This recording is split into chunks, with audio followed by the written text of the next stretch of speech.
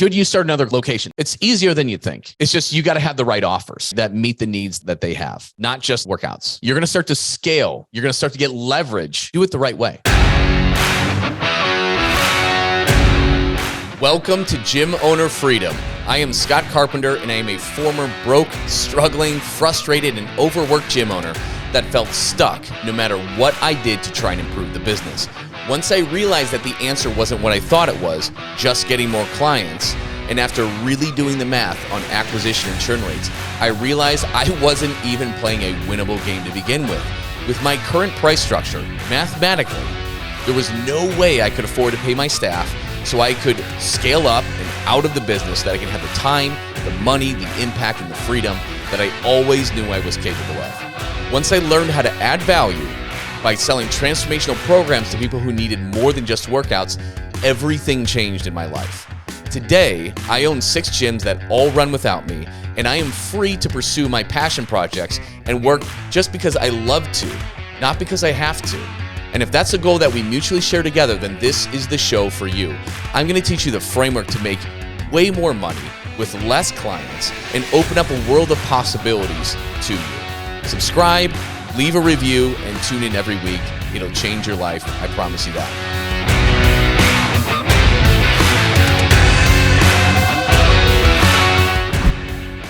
Okay, perfect. So today we got a great training for you.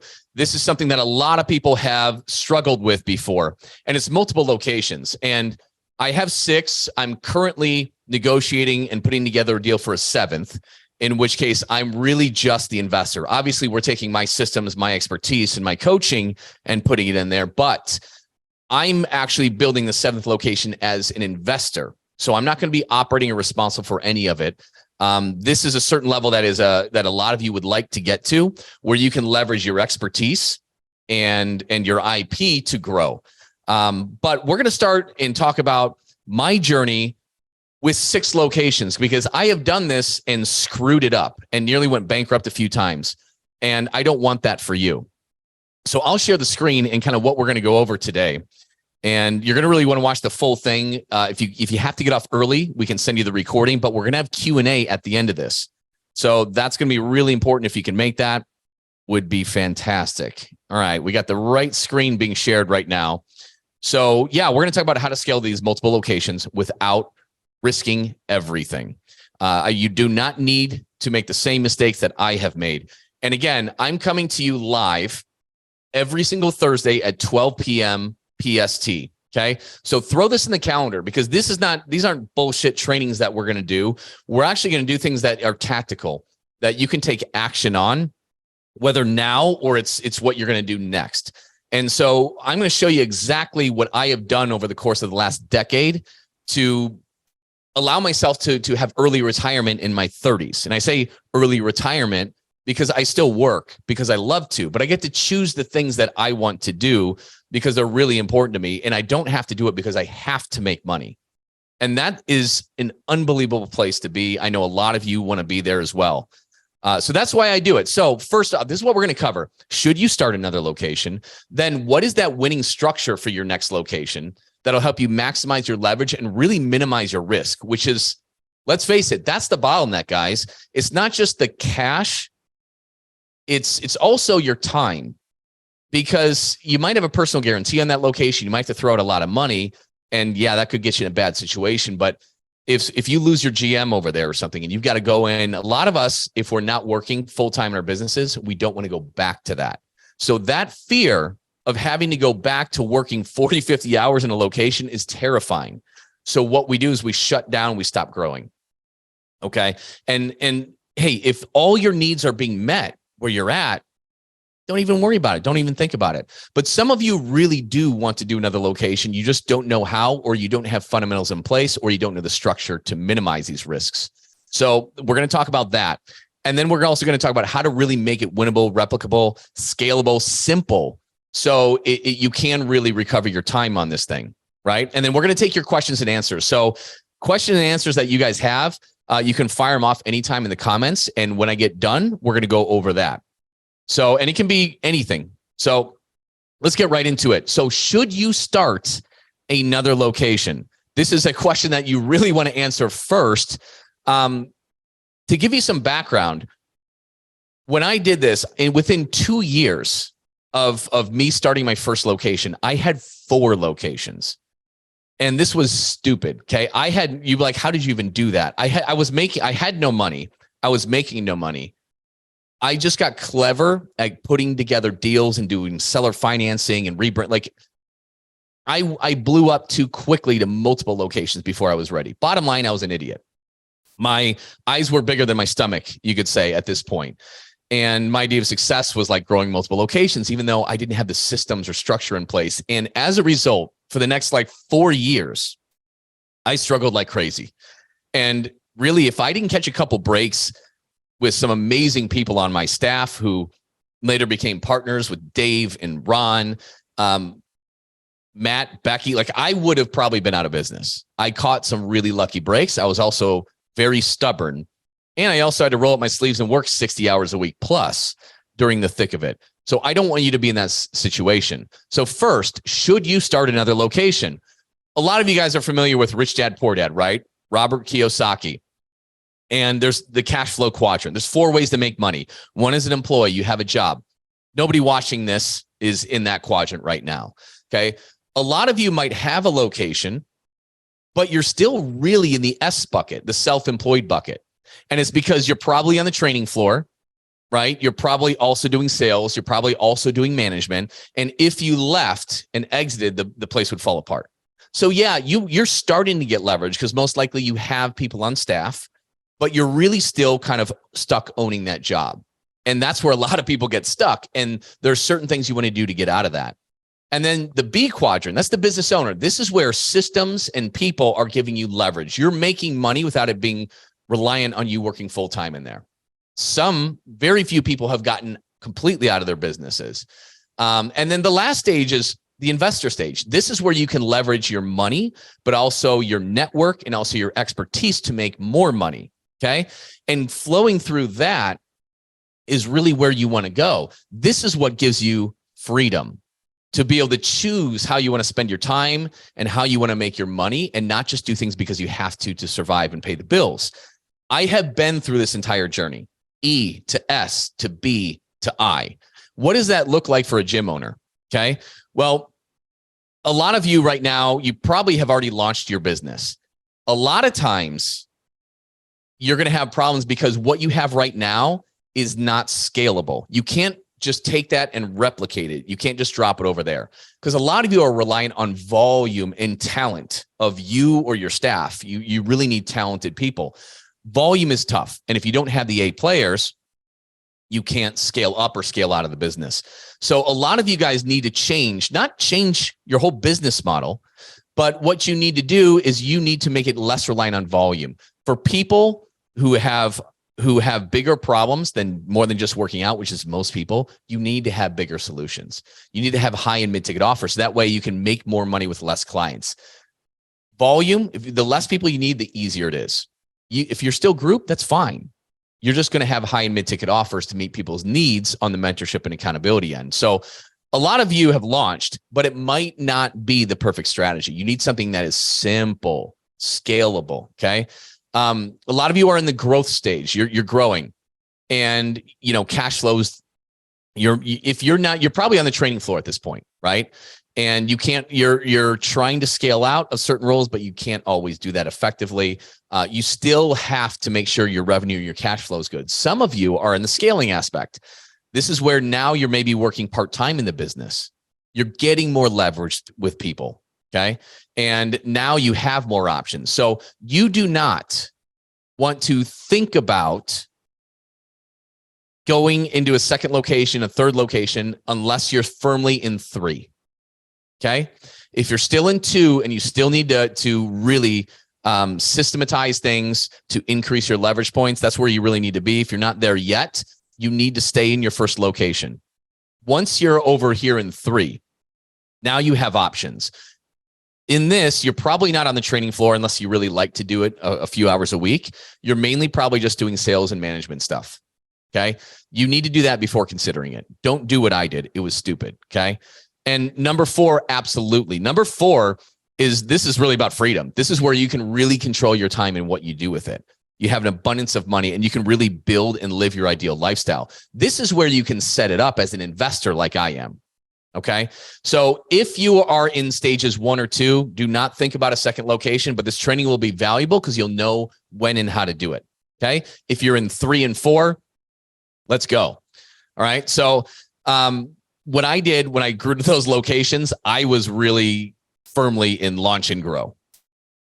And I didn't have the right system. I was still trying to make ends meet. It was stupid. I got lucky enough to stay in the game and figured it out. Okay. Don't do what I did on that though. So number 2, the winning structure for your next location to maximize leverage and minimize your risk. Yes. So how do you design this? How do you do a second location? Well, you have a couple different routes. So first route you can go is you send someone else as the operator. Okay. You take one of your employees who's really good and talented and wants a bigger opportunity, and you have them start it up. I do not advise this. This is very risky. Okay. This is very risky unless you do it in a certain way.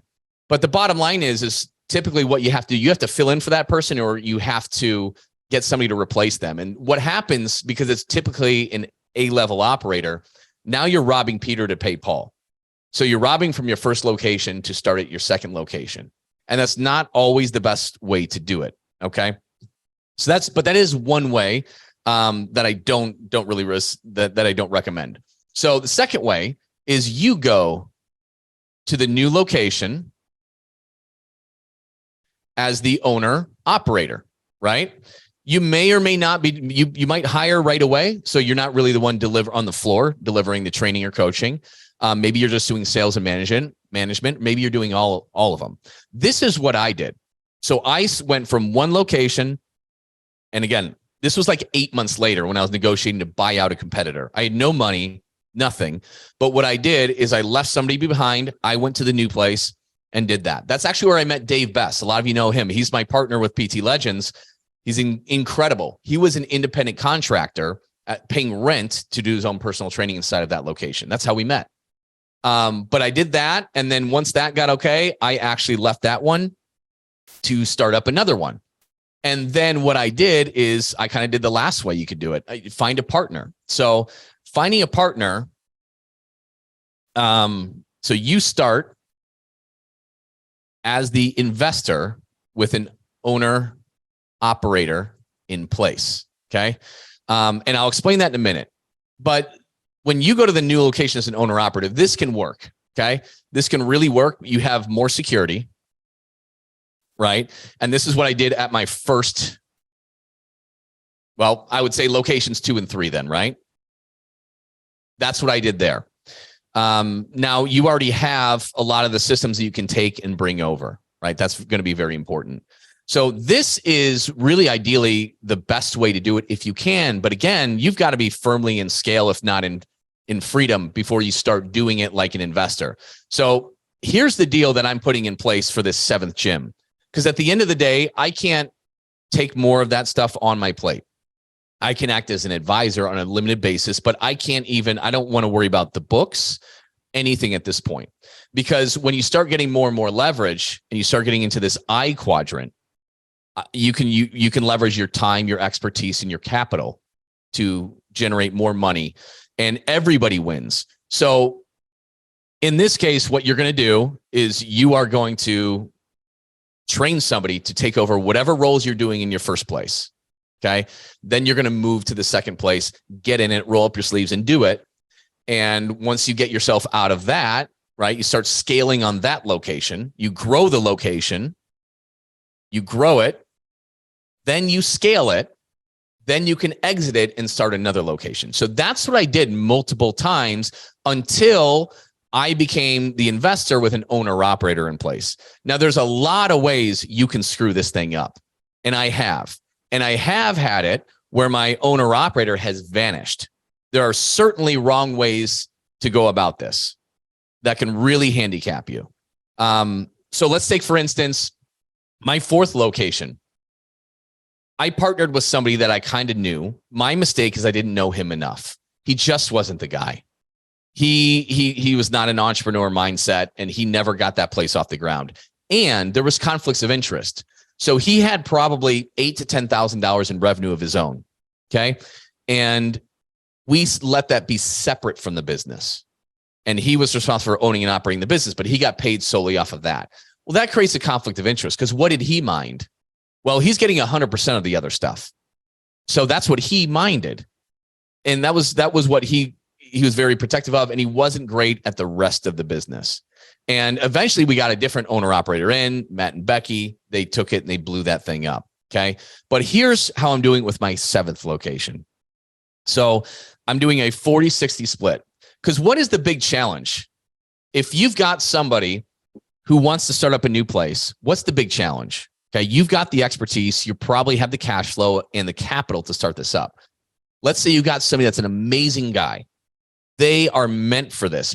But what's the challenge? A lot of times coaches or trainers don't have a lot of cash, or they have access to it either. And that makes it very, very tough, because at the end of the day, another mistake I made, I think this was location 5, I think. Yeah. So what I did, I had somebody like that. Here's where I screwed it up. I screwed it up because I put in the majority of the cash to start this place up. Now, to even that out, so we could split the equity pretty well, he forgone with his salary, because he was going to get paid a small salary, the rest on profit sharing. The issue with that is that I think he went like 5 or 6 months then without taking any salary as an owner draw, until it equaled my capital contribution, right? Whatever that was. We got into this place really cheap. But here's the deal. He didn't have any skin in the game. And I mean, he had PTSD. I didn't really know about this. You got to really know these people and work with these people for an extended period of time before you offer any sort of an equity position in something like this, or partner up, because you don't realize business is a marriage. It really is. And it can go south. It can absolutely do that. So you really have to know this person. But what happened was he just up and left. He vanished. PTSD, I can't handle this. And he just up and vanished. And I had to work with his wife to handle the equity and get the ownership over to me. It was a mess, but I'm left with a box with a couple part-time employees, and I got to hold the bag with rent. Now, thankfully, in this commercial lease negotiation, I didn't have a personal guarantee, so I could choose to fold up and let it go. And that's another thing. You want to minimize your risk with things like that. I got into a commercial lease training last week. You should check that out. If you would like us to tag you in that, throw a comment right now, and we will connect you with that training as well. But the key is like, you can be left in the dust if you don't have them have enough skin in the game. But the problem is they might not have tons. So the challenge is the capital for the partner, right? And you can't let them get in with no skin in the game. They need skin in the game, or else you're setting yourself for a potential disaster. Okay. I don't want you making that same mistake. But again, the limitation is the cash. So here's how I structured mine. And I love this structure because there's an amazing guy. He's done everything to prove that he wants this, that he needs this, that he's willing to do it, that he's willing to stick his neck out and make this thing happen. So here's the deal: is he's only got $25,000 in cash. Okay. Now, to have a bunch, like I've got the ability to have a bunch of working capital there now. I've got that luxury after years in business. So I want to go in with 140,000. Okay. Total. I really only probably need like 100, 120, but 140. So I'm going to put in the rest. I mean, is that what we put it at? I can't remember. It was something like that. But so let's say I'm going to bring in 115K for me. All right. So here's the thing. I want this partner. He's going to make a base, owner draw for the salary, but I want my partner to be more invested. I don't want him, like maybe this comes out that he gets 18, 19% equity, something like that. Could I do that deal? Sure. But at the end of the day, I want him to have more equity. I want him to have a large amount of his pay tied to the performance of the business. That's better for him. It's better for me long-term. It's not about negotiating the absolute best deal on the numbers. It's about negotiating the best deal long-term. And I want to give him more equity than his cash represents. Okay. Because this is going to be a stretch for him to get. It's going to be pretty much everything. but it's enough for him to have skin in the game and not just vanish, right? But I want to get him more. So here's what I'm going to do. I'm going to give him 40% and I'm going to take 60%. Okay. But I'm bringing a lot to the table. My strength helps get the lease and negotiate an amazing deal. I'm bringing the majority of the cash. So to make it fair for me, I'm structuring the $115K as a loan. And I'm doing that at 10% payable over 5 years, right? So that is how I protect myself. So at the end of the day, if all this goes according to plan, effectively after 5 years, I'll have $0 in the deal. Okay. But I'll have 60% of an amazing performing asset. And at the end of the day, for him, he's going to get a salary and he's going to get 40% equity for 25 grand. There's no freaking way he'd be able to do that. And he's going to get the most gigantic head start because he's got me as an advisor and he's going to have the mentorship of PT Legends with a proven system, with a completely proven system. So for him, it's a dream come true. And this kind of win-win relationship is unbelievable.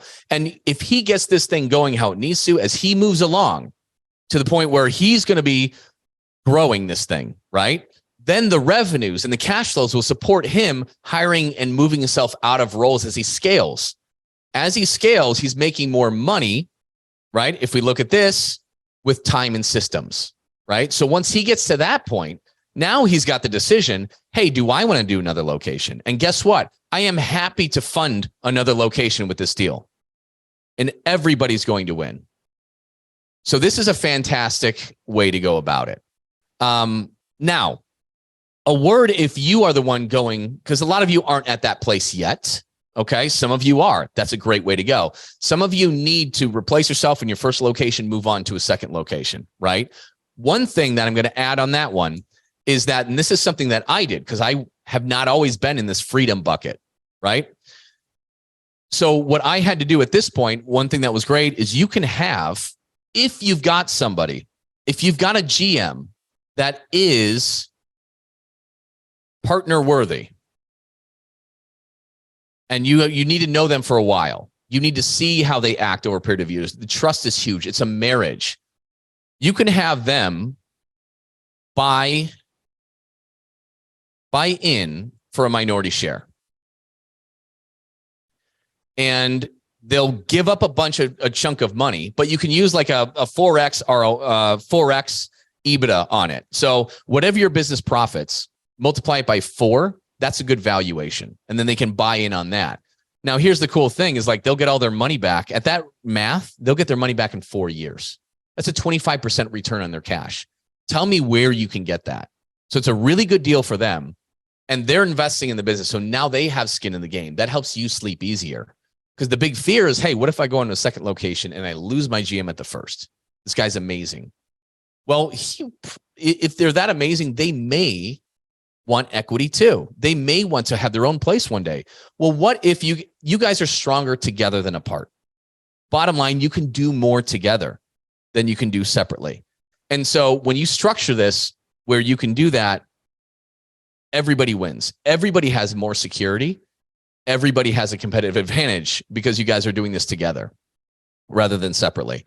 So that is a really good way to go too when you take this route. Okay. Ultimately, this is probably your end and your best, but it's not achievable for where everybody is. It wasn't as I was growing the business, right? Another couple things to note on the structure on this one. You want to have a separate holding LLC. Okay. So you need to have a separate holding LLC. That's really, really important. That should hold the intellectual property.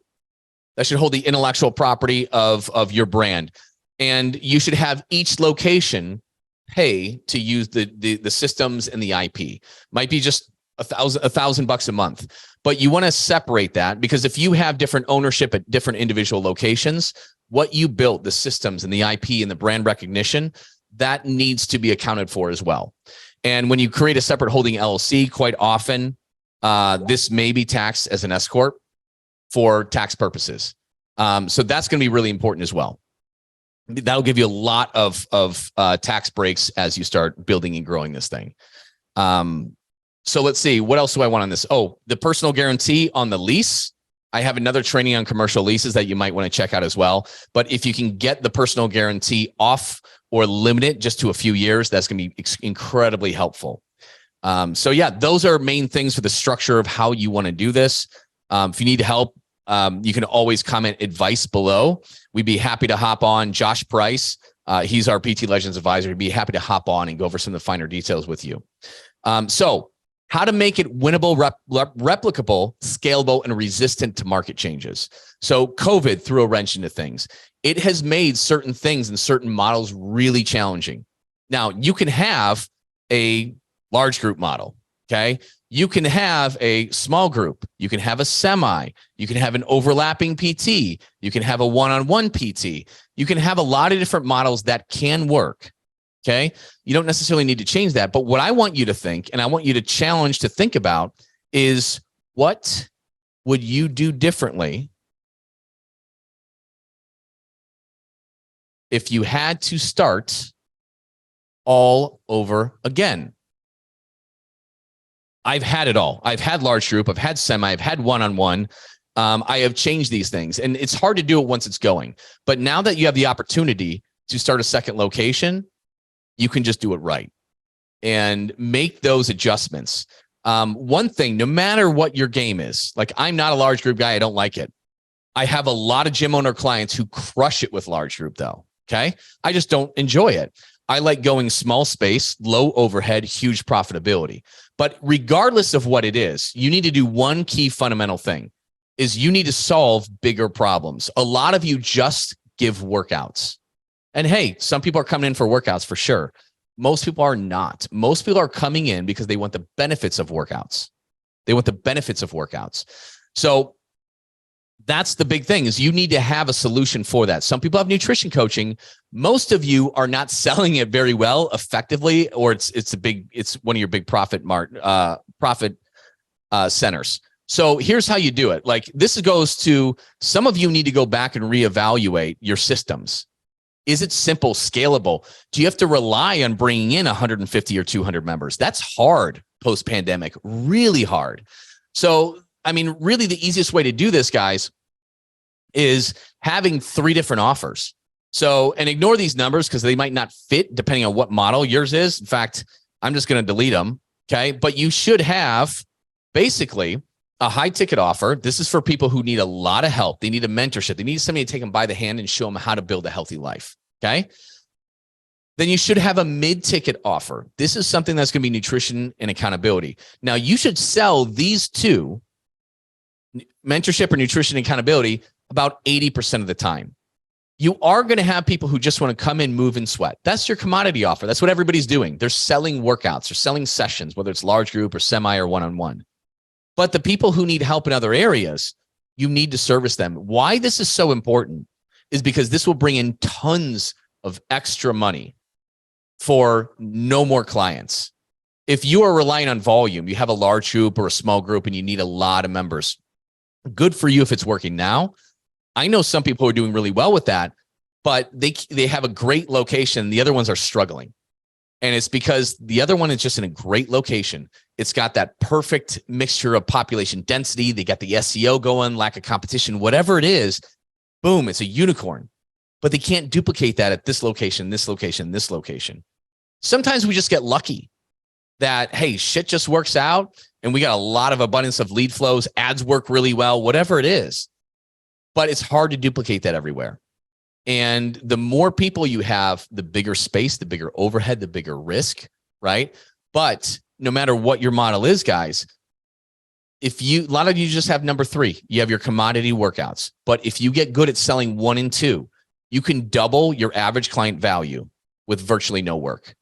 It's so simple. This is what opened it up and changed my business to get me from struggling and in the grow stage for all of my locations and allowed me to scale where now I'm getting outside of it. This was the fundamental thing. If you can double your revenue without doubling your clients, okay? And it doesn't mean everybody's going to pay double. It just means the people who have these other bleeding neck issues, they're going to pay a lot more than double. It's going to be worth every penny. They're going to love you. But that's a way to really increase your ACV without increasing the number of clients you work with. That changes the game. This is a lot of our systems. This is how I can take, something that's a little over 2,000 square feet, right? And bring over $250,000 of profit every year on it in a single location. It's not from volume. We have less than 100 people there. It is solely because we're solving these other problems. And all of you can do it. I don't care if you are a CrossFit. I don't care if you're boot camp. I don't care if you're a one-on-one studio. You can do this too. You just got to build it in, learn how to sell it, fulfill, and then just renew them to convert them into 6 to 12 month EFT clients. So a lot of you, to make it simple and to make it where you don't need to get 200 people to do well, this is your missing link. And so that is a big, big thing. So as you look into this, like if you don't have a mid-ticket or a high-ticket offer, that is exactly what you need, because this will make the game so much easier. You can get half the amount of clients you think you need to really maximize the profit. And then you don't need that 12,000 square foot space, that 8,000 square foot space, that 6,000 square foot space. You can really take it smaller and tighter and leaner and meaner, which is probably what you want to do. You would probably, if you got to design this all over again, a lot of you would rather just work with your dream clients. The people who are happy to spend the money, they are happy to pay you every month. They get the most value. They complain the least. That's who we want to work with, right? That's what makes our job satisfying. The weed clients, the ones who just complain, they want more times, they bitch about whatever, they get clicky. Those are the ones we want fewer of. So if you're going to start this all over again, right? You're going to start to scale. You're going to start to get leverage. Do it the right way, right? So you want to really attract your dream clients. We'll have future trainings on exactly how to do that as well. It's easier than you think. It's just you got to have the right offers. So dream clients, and you need to match those up with the right offers, okay, that meet the needs that they have, not just workouts, okay? So that's really the main thing. Should you start another location, start there. You've got to figure out what stage you're in and if you're willing to do it. Your risks are the money, the capital, the personal guarantee, and the overhead, right? And it's also your time. If you lose a key person, you could be in a tight spot. This is what paralyzes us. I know a lot of gym owners who got a second location and then sold it or left it or shut it down because they didn't do this thing the right way.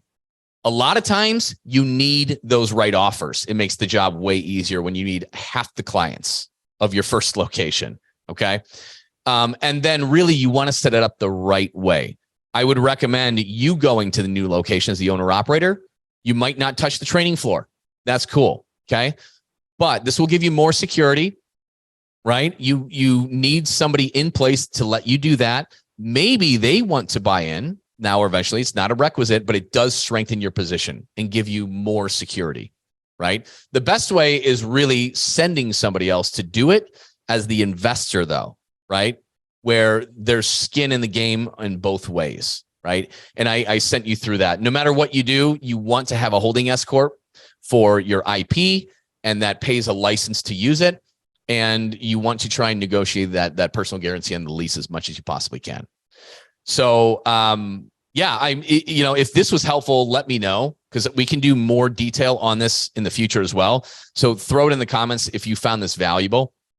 And yeah, if you did, we're going to open up for questions in just a moment. If you did find this valuable, and you do want to talk about this more, we help people in different stages, right? Some of you are in launch, some of you are in grow, scale, and some of you are entering the freedom stage, which is lifestyle design. No matter where you're at, okay, we help people with your specific problems, no matter what your stage is. And if you got value of this, you'd like to talk to somebody, type advice in the comments, okay? So comment advice, and I'll tell you exactly what's going to happen. So Josh Price is our lead advisor. He is amazing. He is going to hop on the phone with you and help you identify what your constraints are to get to the next stage, okay? And he'll show you exactly we'll identify the constraints, and based on those constraints, what do you need to do to solve that so that you can get to the next stage. Now, If you're interested in one of our mentorships and helping you do this, we'd be happy to talk about that. And if you're not, you just want to hit on your own, that's fine too. But you'll be on with Josh Price. I'll pull up a picture of him so you know. He will reach out to you after you comment advice below. And yeah, you guys can hop on a few minutes, identify what those are, so that way you have a plan of action on it. I can't find him for the life of me on here. He's the orange beard of wisdom. So we'll make sure to get him in here later on. But yeah, he's an awesome guy. So comment advice, we'll do that. And then, yes, I might need your help, Will, to toss comments at me. I'm on the live. I can't always see the comments. I'm going to try and open it up.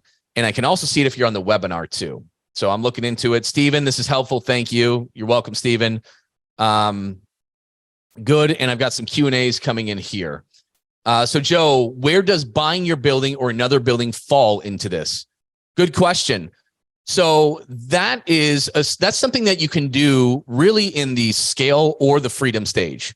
It is more like a freedom activity. This is where, when we go back to Robert Kiyosaki's cash quadrant, this is where your money makes money, right? So you are kind of acting as an investor here.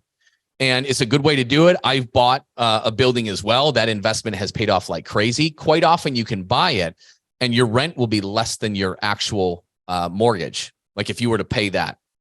So you're essentially paying rent to yourself and you're making money through appreciation, amortization, and a lot of tax deductions. I highly recommend you buy it if you can. And yeah, that's an investment move.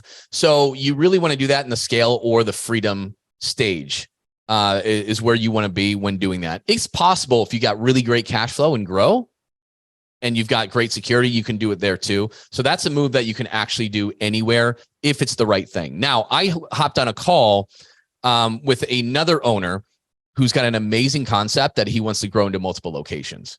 And so his plan is to license this or potentially franchise it. But at the end of the day, he was looking at this building to buy it, to put his second location in. He wants a second location to troubleshoot it, to prove that it works, all that kind of things. So I advise him not to buy, because at the end of the day, if his end goal is to grow this thing to 100 locations, don't spend your capital doing it. It's a good move, yes. But with where you're going, that's not where you want to put your capital right now. So it's very situational, of course. Another question, where would you prioritize and where would you prioritize first? Can you give me some extra context on that one?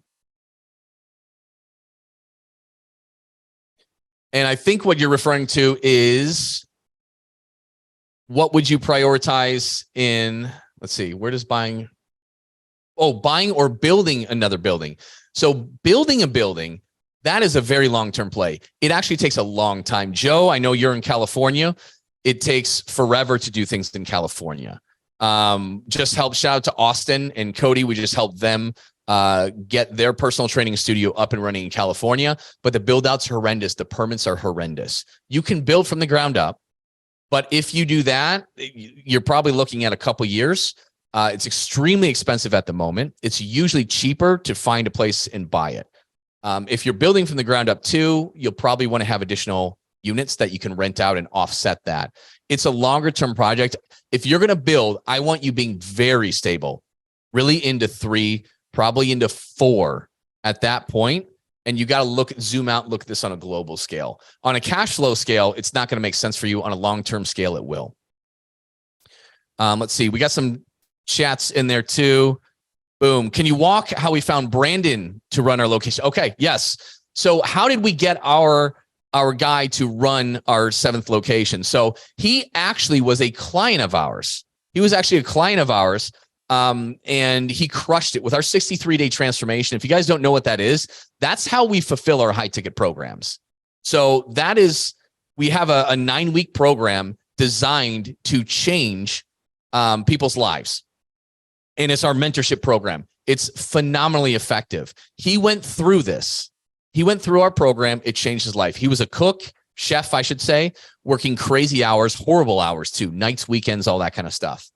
And he loved it. And he's like, guys, this is what I want to do. I want to help others make this change, which is exactly what I'm doing as a business coach. I've struggled as a gym owner. Now I love helping other gym owners go through the same journey to achieve freedom than I did. So, but he had no experience. So we're like, hey, yeah, you need to get certified with this. And he got certified for nutrition coaching. He did it for personal training. He didn't have any experience though. So we're like, go cut, we need you to cut your teeth. We don't have any openings at our gyms right now. But he went and got a job at Orange Theory to cut his teeth there.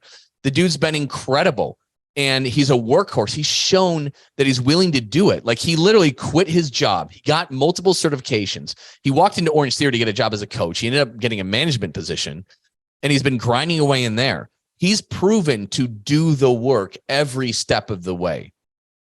And he's been pushing us to own his own location. And he's just shown it. And he's doing every single thing. He comes for our PT Legends training, get trained on sales, to get trained on coaching and fulfillment. He's done all of these things and he's willing to put his money. We've been very transparent about him raising the money. He's taken every step of the way and he's taking the initiative. So that's where he came from. And he is a shoo-in. He takes our stuff, our systems expertise, training and mentoring. He is going to absolutely crush this. There's nothing, there is no zero risk in anything, but this is as close as you can get. And so that's why I needed to come up with that deal for him.